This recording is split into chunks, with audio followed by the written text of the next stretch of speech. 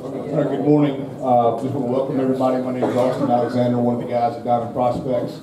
Appreciate you guys coming today. Obviously, I'll meet with the players here shortly, but thank you to the parents that were able to get your sons here, any high school coaches that are here, and other high school players that are here.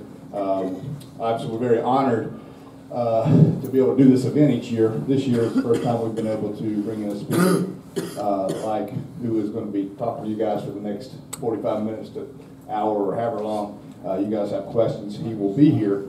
And I want to make this point before I introduce our guest speaker.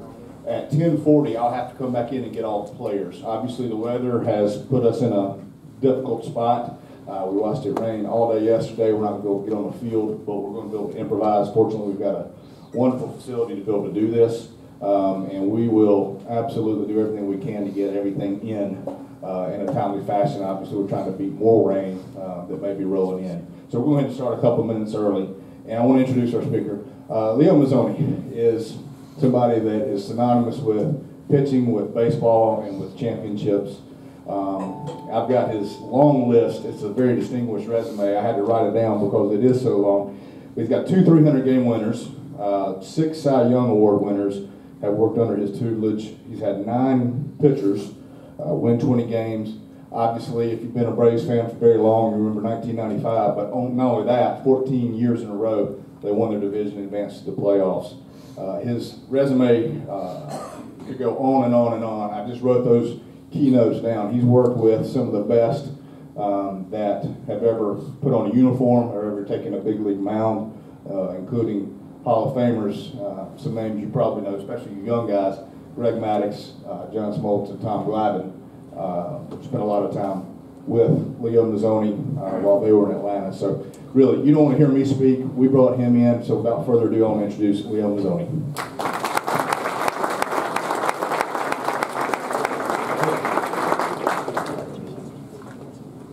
I appreciate it, Austin. I've been doing seminars across the country now for the last couple of years, and I still do a radio show in Atlanta for Braves pregame shows.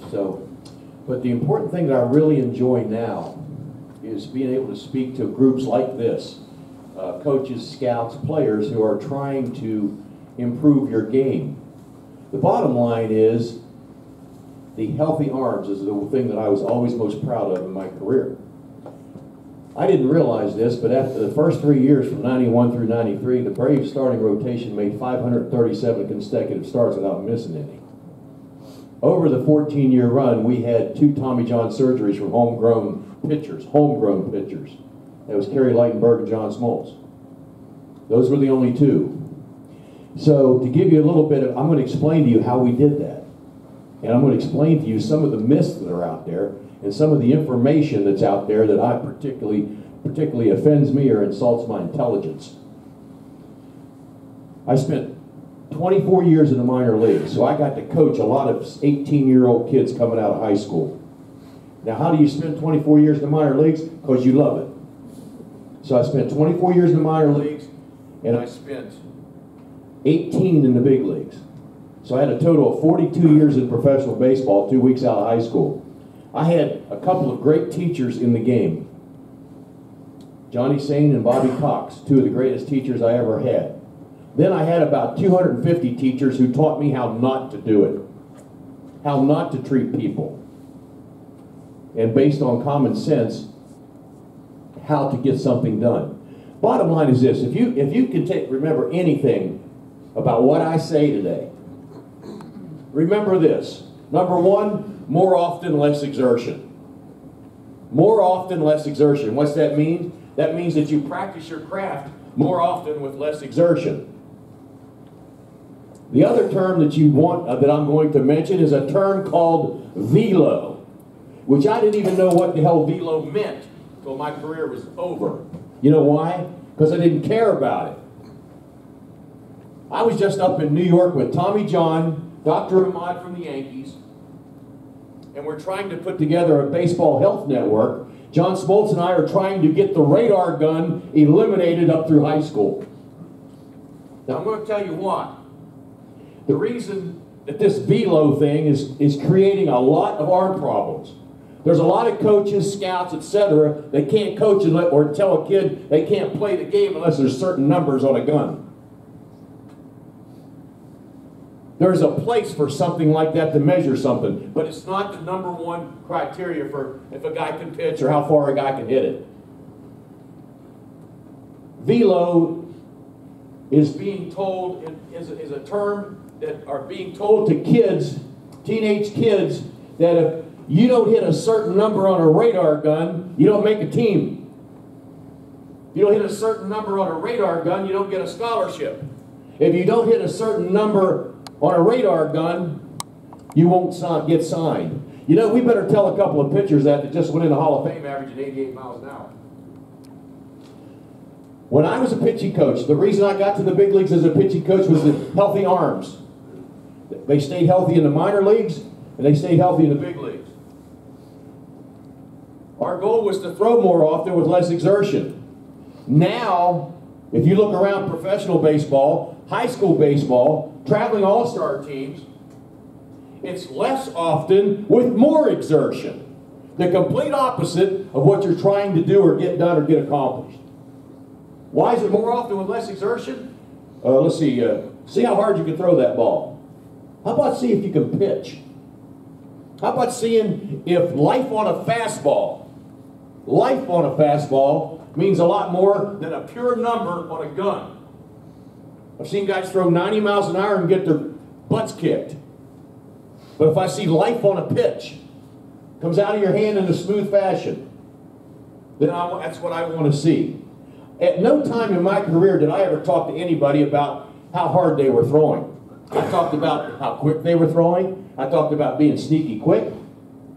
Talked about a change of speeds. Stuff, movement, change of speeds, location, and motion.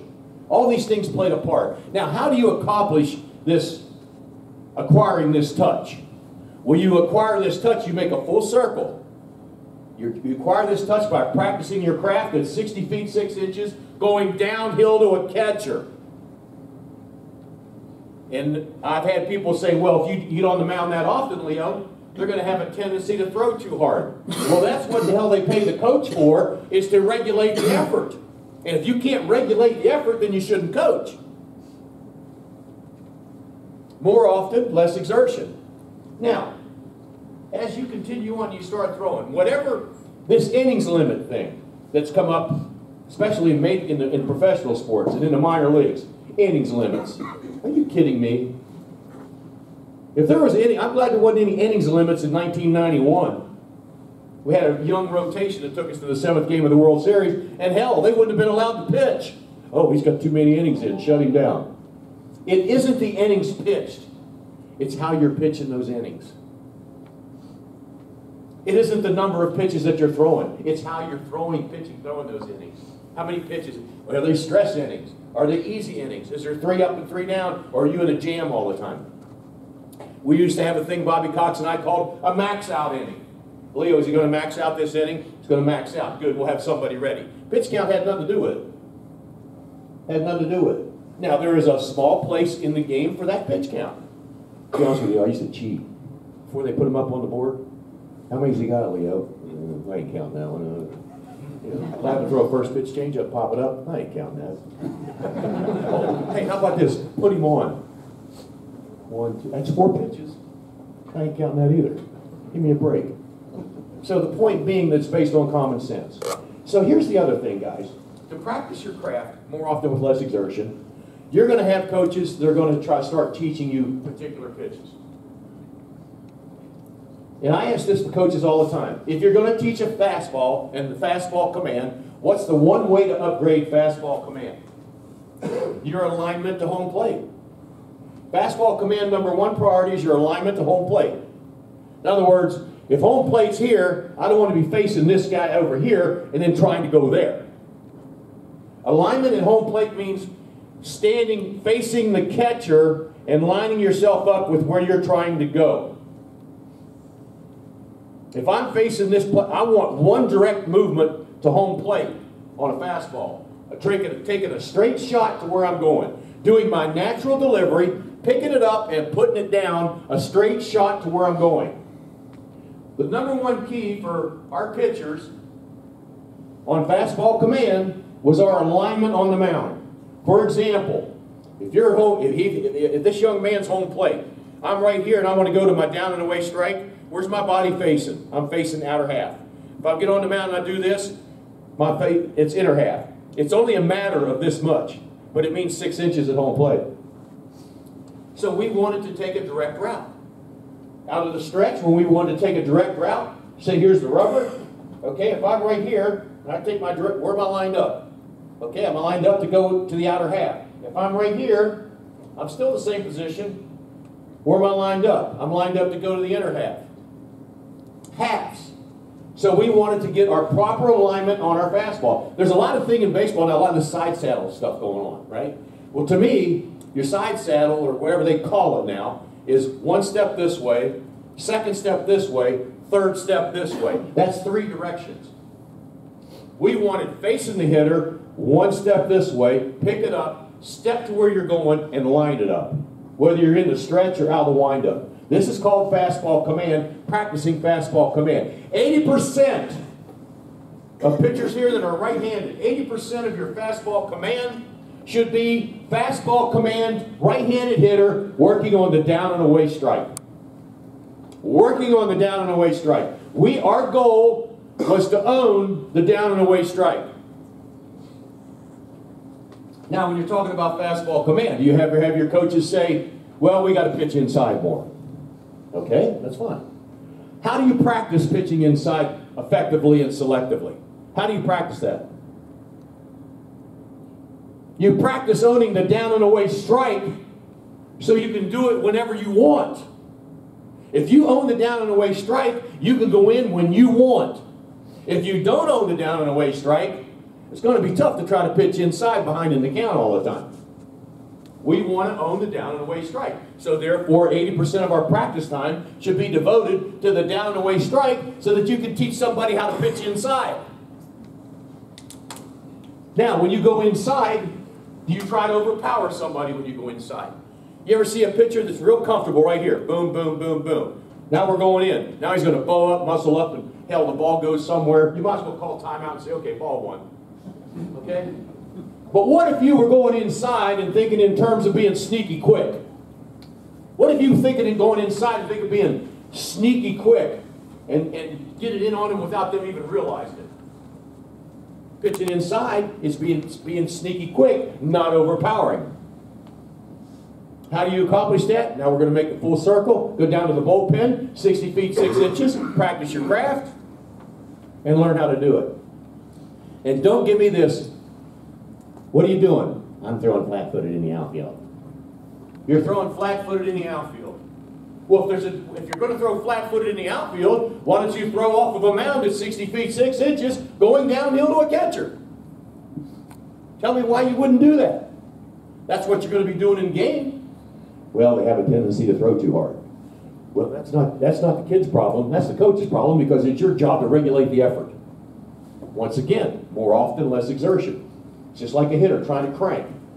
You want to play alley ball is what you want to do. You want to shoot it to the alleys. So therefore, this is what we approach with fastball command. Now we're going to go to a breaking ball. Leo, when should a pitcher start throwing a breaking ball? Number one, let me explain to you that there's not a certain pitch that hurts a pitcher's arm. He shouldn't be throwing breaking balls. Oh, really? It's how he could hurt his arm on a fastball just like he could on a breaking ball. It's not a particular pitch that hurts your arm. It's how you're teaching that pitch. For example, Leo, when should somebody throw a breaking ball? Well, let me look at the coordination with his fastball. Does he have a nice release with his fastball? Is it a smooth release? If he has that, then I'll be able to teach him how to spin the ball. You notice I said spin the ball. So, say for example you've got a pitcher. You're going to teach him for the first time, start throwing breaking balls. How many here will teach a pitcher the throw, turn, and pull breaking ball? The throw, turn, and pull breaking ball. Now, I was taught by the greatest breaking ball teacher in the game, and Johnny Sain, for the breaking ball, and Bruce Suter, I went to see him, and he taught me all the mechanics of the split. Split don't hurt your arm either. It's how you're throwing a particular pitch. Okay, so if you want to think throw, turn, and pull breaking ball, what that means is you try to hook early. Where's one? You got a picture here? Somebody want a picture? Give me a picture. Well, come on. I ain't going to bite you. You know, I ain't going to scare you. You left or right? Okay. This is a right-handed pitcher. What I mean from a throw, turn, and pull breaking ball is, say I've never seen you face the audience. I've never seen this kid throw before.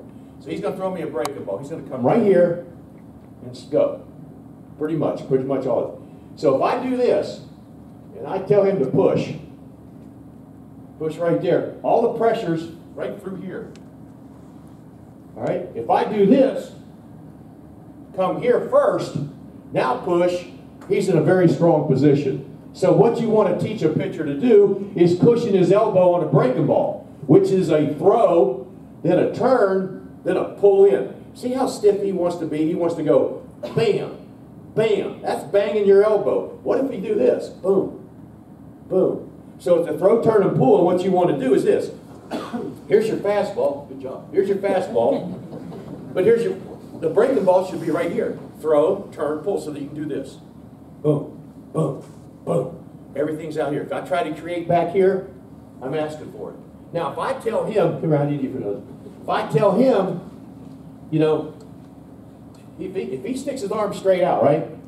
Now, I tell him, pull it in a little bit and turn. Small break. Pull it in a little more. Small break. Put it in a little more. Break's getting bigger. Pull it all the way. Big break. So it isn't how you throw in a small breaking ball or a big breaking ball. It's how far you pull in once you release the ball. The less you pull in, the smaller the break. The more you pull in, the bigger the break. And that's how you go about teaching a breaking ball. With your alignment being straight to the catcher. Throw, turn, and pull breaking ball. Straight changes. When you're teaching a straight change, what's your approach going to be on the straight change? Your approach on the straight change is this. The least amount you can take off and still be effective. I do not want no catcher telling my pitcher that changeup was too hard. I always thought it could be too slow. Well, he's got to have a separation. No, you don't. You change in speeds, period. So why try to back it down and put a number on it to 8 or 9 miles an hour or whatever the hell you want to call it? Why not just change speeds? I had a lot of pitchers that threw a fastball 90 miles an hour and their changeup was 85, 86. And it worked fine. And a lot of the scouts thought it was a two-seam fastball when actually it was a changeup. So it's the least amount you can take off to be effective. So if it's the least amount you can take off to still be effective, that promotes arm speed, that promotes finish, that promotes life on the changeup. Now on the changeup, you use the same alignment as you do for your fastball, and that's how we were able to get movement on both sides of the plate and change the speeds on both sides of the plate. This isn't just the 3 Hall of Famers, guys. This is all you can't go 14 years in a row to the playoffs with guys breaking down, or not just those 3 all the time. You had a lot of other parts. And it was the same way in the minor leagues. The split. Oh, don't throw a split, it might hurt your arm. Here's something interesting. We signed a kid out of high school. This was the early 90s. We signed a kid out of high school. He had a fastball, breaking ball, split. So as soon as he gets to the minor leagues with the organization, he's told he can't throw a split. They want to wait till his arm develops a little more. So he can't throw a split. Now here's this young man who's just signed out of high school, high draft pick. He's going to play professional baseball for the first time in his life and face the best hitters he's faced for the first time in his life. And he can't throw a split because somebody took that bullet away from him. So now he's going to face adversity in the game. What is he going to do when he faces adversity in the game for the first time and doesn't have his split? Is he going to try to overpower his fastball? Of course. Is he going to try to throw not a good breaking ball, but a super one? Well, of course. Well, what do you think you're doing? You're raising the risk of arm injury. So everything that you were trying to do to avoid hurting him, you just raised the risk by taking that pitch away from him. You don't take pitches away from somebody. There's a reason why they sign, and you let them pitch. I heard so many minor league managers. Oh, the kid signs, right? We can't pitch that way. Oh, really? Well, he hasn't pitched a game yet. You're telling him he can't pitch that way? He signed for a reason. Let him pitch. And if he's doing well, leave him the hell alone. You know how many pitches I taught Steve Avery? He's a young pitcher that won 18-game winner when he was 21 years old. You know how many pitches I taught him? None. All I wanted to do was have him keep what he had. But what I did teach him was this: throwing more often with less exertion and practicing your craft. And that's what you do. That's how you go about it. The split is a pitch. Does anybody teach the split properly? All you do is you throw a two-seam fastball. You throw some two-seam fastballs, then spread your fingers and throw some two-seam fastballs. And when the ball starts to do something, that's how far you spread. That's it. But you have to be closed up. You have to go against your front leg to do it. But that's no big deal. If you're lined up in the right direction, you're going to go against your front leg, because if your alignment's good down here, you don't have to try to help it anywhere up here. You ever have a catcher, you guys come up and you pull out or something, the catcher go like this. Keep shoulder in. Do they ever tell you where you're stepping? If balls go in the dirt and you don't want them to, what's the main cause of that? The main cause is this. You got to watch the lower half and see how much you control the speed of your front leg. Because if you pick that leg up and throw it out of the way real fast because your wheels are turning, you're going to come up short. And if I do this and my leg races and I want to punch him, I'm going to come up short. Well, when you come up short on a pitch, it goes in the dirt. But if I pick my leg up and I take my direct route, I can get to him. That ball does not go in the dirt. So what you want to do is practice these type of pitches off the mound at 60 feet, 6 inches going downhill to a catcher. And once you start your throwing programs, whenever your coaches want you to start them, it doesn't change as you continue on during the season. It really worked for the Mets, right? I found out in my research the Mets didn't have any bullpen sessions in the second half of last year. Didn't throw any they threw flat-footed.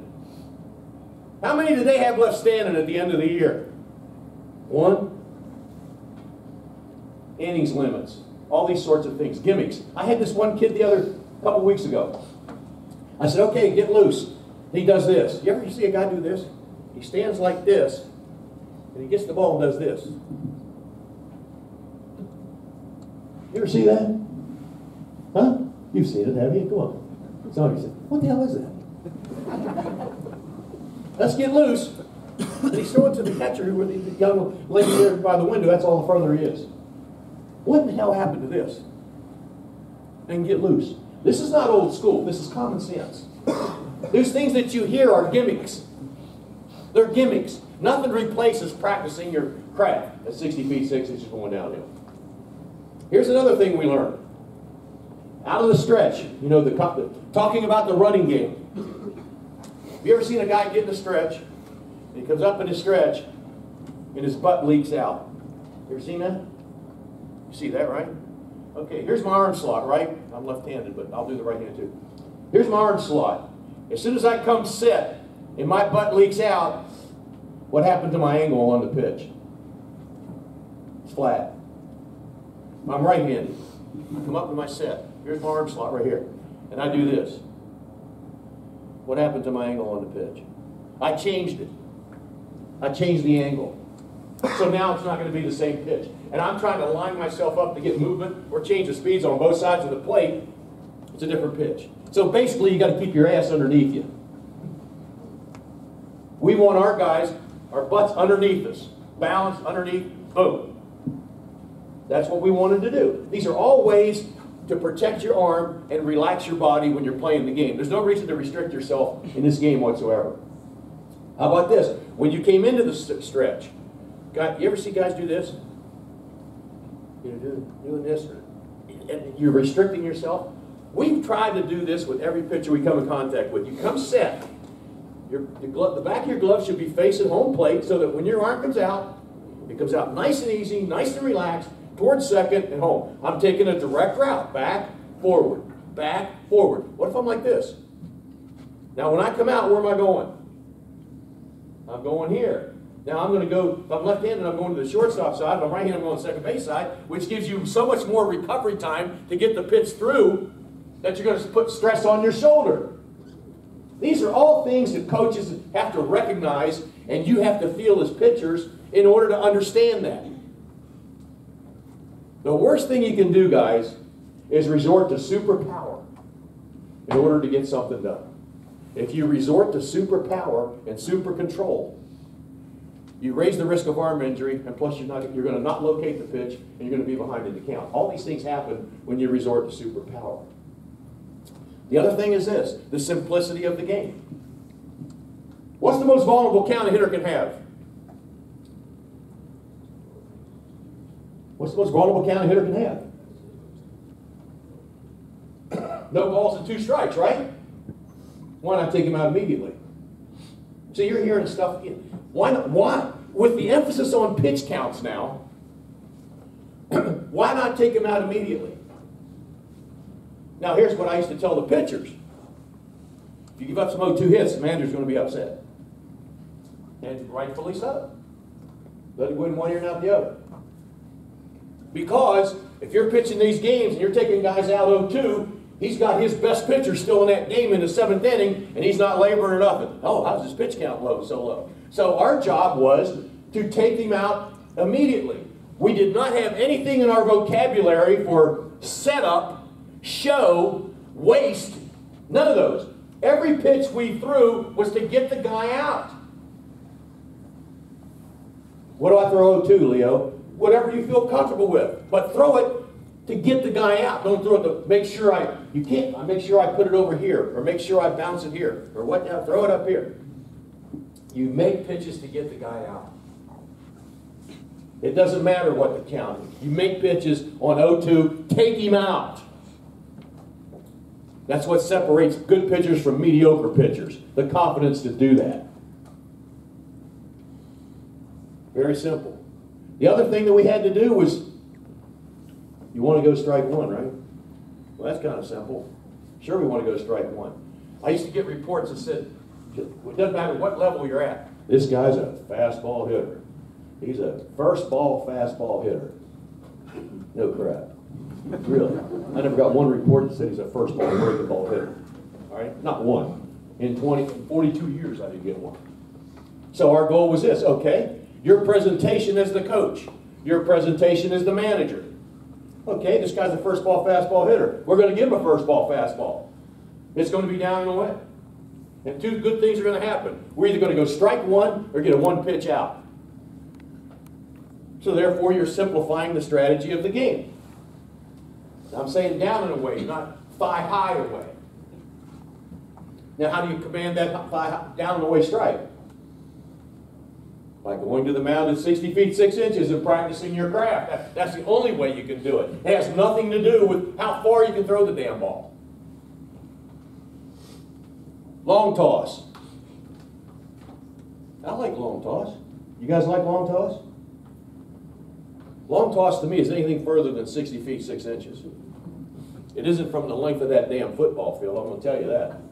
I had a coach one time tell a kid, you're going to gain 5 miles an hour if you can throw a baseball the length of a football field. Now that's the kind of information that makes me want to throw up. Long toss is anything further than 60 feet 6 inches.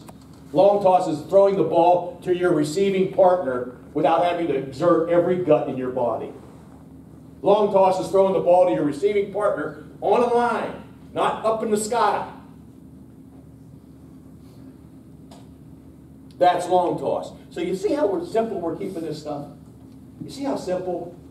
And if you learn how to do something more often with less exertion, then you can practice this all the time. Just want to make sure I've covered everything before how much time we got to do? Okay. So, you know, the other thing I wanted to talk about, I got one for you. You ever have your coach say, got to concentrate more?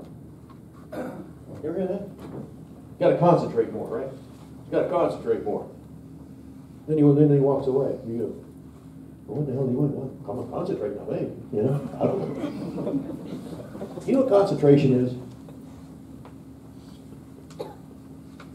ways that you concentrate in a smart way is this. What's your most important pitch? What's your most important pitch? Anybody got an answer? Tell me what your most important pitch is. What is it? The next one. Hmm? The next one. Who said that? Absolutely. You're 100% right. Somebody taught you good. Your most important pitch is your next one. Why is that?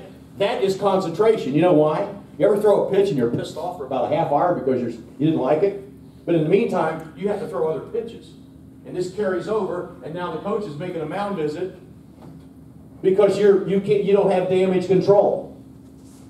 Well, the most important pitch is your next pitch, so therefore, you've eliminated that last pitch up here. That's concentration. How about if you're off target a little bit? We had a great saying when we were off target. If I went out to the mound, I never told a pitcher, hey man, you got to throw strikes. He's going to look at you and say, well, I can't say what he's going to say. He's got to throw strikes. You mean to tell me he doesn't know that? You know what I went out and said? Don't give in. Don't give in to the strike zone. Don't give in to the hitter. Don't give in to the umpire. But here's what I want you to do. I want you to lock in on the catcher's crotch and get it there. Lock in on something behind the plate and get it there. And they would hit it almost every time. But that's concentration. So then I would get them together and say, I don't want to have to tell you guys that anymore. This is any age. It's going to be, I had to tell 15-year-olds that. I've had to tell 30 or 5-year-olds that. I've had to remind Hall of Fame pitchers of that. That's concentration. Concentration is my most important pitch. Is my next pitch. Lock in on something because I'm seeing too much. Those are all things that are called concentration. Those are two good examples. So when you're talking like that, you know, the coach has to explain what he means by that. You know, those great pitchers told me, even young pitchers, Leo, when you're talking about something, there's a reason that this thing happened. Explain the reason. Don't so say, well, you got to do this, or you got to do that. There's something that happens before that. And it's constant teaching. More often, less exertion. The velo, guys, is something that is really causing a lot of problems in the game, especially the Tommy John surgeries. When I talked to Dr. Ahmad and Tommy John, this was like 6 weeks ago up in New York, Tommy John said, Leo, who came up with all these numbers? Who said you could only pitch 50 innings this week, 1 year, innings limits? You can't do this, you can't do that. He said, who come up with 5 innings and 75 pitches? He said, where did these numbers come from? Research, I guess, doctors, I don't know. What I'm telling you is this. Fastball command with some touch on the ball and changing speeds is pitching. One time we were in spring training and Bobby Cox said, Leo, he never ever told me this, he said, but I need 15 minutes of extra time before we start our throwing program because I want to do some work with the infielders. I want to do it before the infield gets torn up. I said, okay, Bobby. So I go down there and I figure, well, I'll take him down, tell a few jokes or whatever you gotta do. So anyway, so Maddox goes, Leo, can I talk to the pitchers? I said, hell yeah, Mad Dog, that'd be great, because we hadn't cut anybody yet, so we had all our full load there for spring training. He gets everybody together, and he looks at him and he goes, do you know why I'm a millionaire? Because I can throw my fastball where I want to. You know why I got beachfront property in LA? Because I can change speeds. Thanks, Leo. You know what come out? What did he just say? So then I follow up and say, guys, there's nothing more to pitching than fastball command and changing speeds. And you can take all those charts. You can take all that stuff. Actually, baseball now is putting out charts and all this sort of thing. You can pitch over here. You can do this. But if you can't command a fastball, you know what you can do with those charts? You can wipe it with it. But it's because it all comes down to fastball command. So that's the simplicity of the game. Been in Cooperstown the last 3 years, and you had a left-handed pitcher, Tom Glavine. Some of you guys, I'm showing my age now, but he goes into the Hall of Fame. He wins 305 games, right? Never had a sore arm for 20 years. He threw more often with less exertion, that's for sure. He threw a lot of times the day before he was going to pitch. He had 2.5 pitches. He had a fastball, a changeup, and an occasional breaking ball. Occasional. Maddox went into the Hall of Fame, 3 pitches. 2-seam fastball with movement, change up, and a cutter. That's it. John Smoltz went in with 3 pitches. Fastball, nasty breaking ball, and nasty split. Now, to give you an example of how coaches adjust, Smoltz couldn't throw a changeup. We got him in a trade from Detroit. So Bobby says, take him down in the backfields of the instructional league and just check him out. He was 2-7 in Double-A or wherever it was with Detroit. Had a good fastball with no control and not another pitch. He says, Leo, check him out for me. So we get down there. After about 4 or 5 pitches, he goes, oh, that doesn't feel right. And I said, wait a minute, I haven't said nothing yet. I haven't said anything. And he goes, well, that didn't feel right. I said, John, this is your 4th pitch that we're throwing here. And I never counted pitches, by the way, when in bullpen sessions. That's another thing, that when you're done, you're done. And the thing is, he was so concerned about his mechanics. So finally, I got a little tense. And I said, would you pick up the damn ball and throw it the way you want? Mechanics, throw them out the window. I don't even want you thinking about mechanics. He picked up the baseball and threw it, and it's the most beautiful delivery I've ever seen. And I looked at him, I said, well, that's good. He didn't believe me. You mean that's all there is to it? I said, he was so mechanically inclined. I said, that's it. So that was the delivery that he kept for 24 years, 23 years. And then he didn't have a breaking ball. So what breaking ball did he learn? Throw, turn, and pull. And man, could he throw, turn, and pull that sucker. Throw, turn, and pull. Then he couldn't throw a change up, so I said, well, we're going to go to a split. What's the first thing I did? Talk to Bruce Sutter first. Because I'm going to teach this pitcher a split. Smoltzy's got great breaking stuff. So I went to Bruce Sutter first, taught him the split, and it worked out.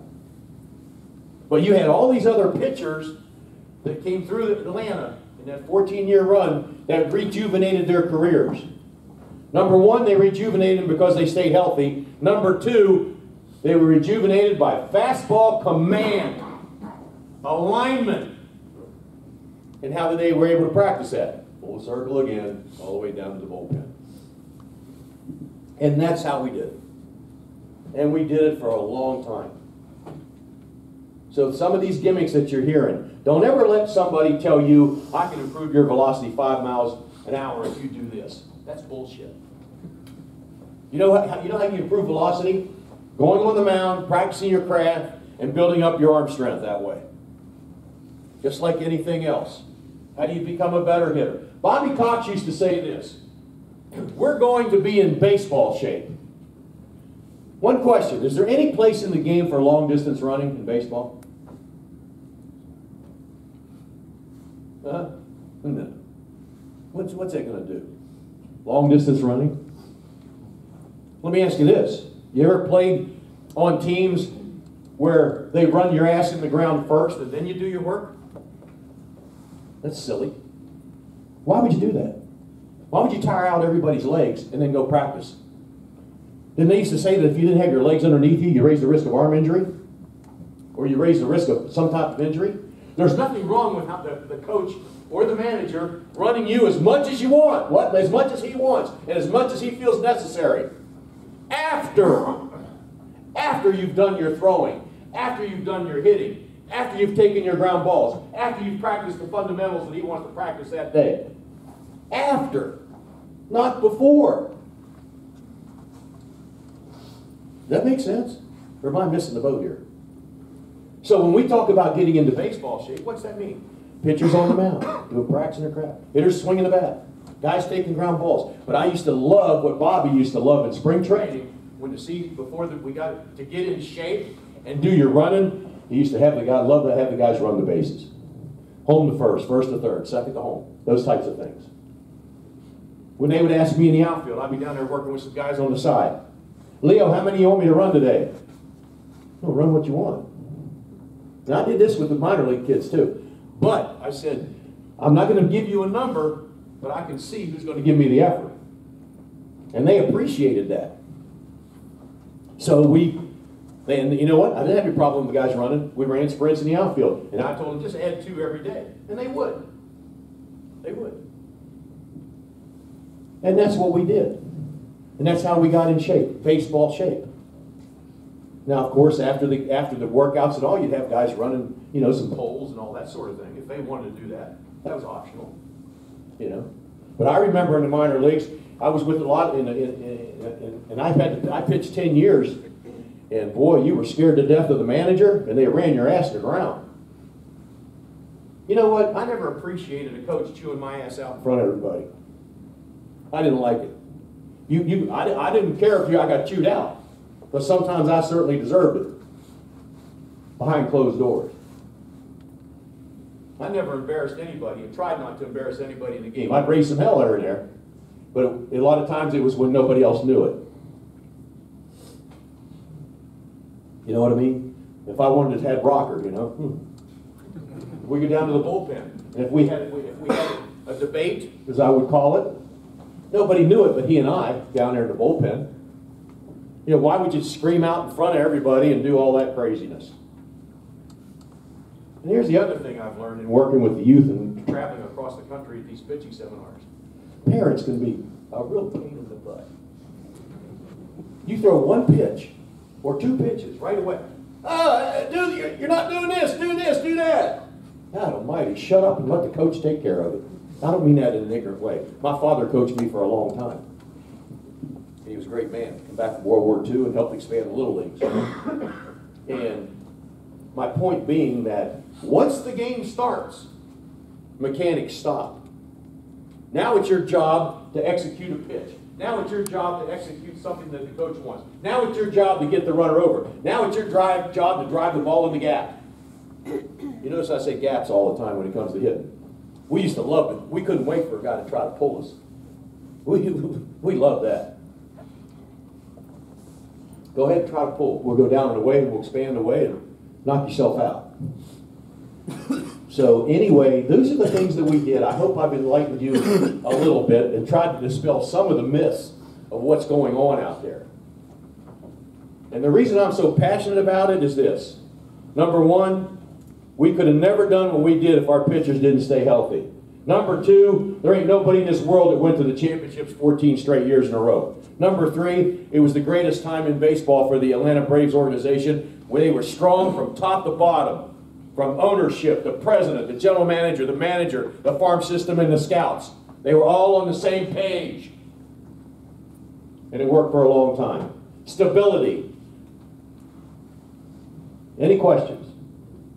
You got your guys you want to take? I need the players. If anybody else wants to stay and ask questions, you can. You're going to do a Q&A with whoever wants to. Absolutely. Okay, I need the players outside. Good luck, guys. Pleasure talking to you.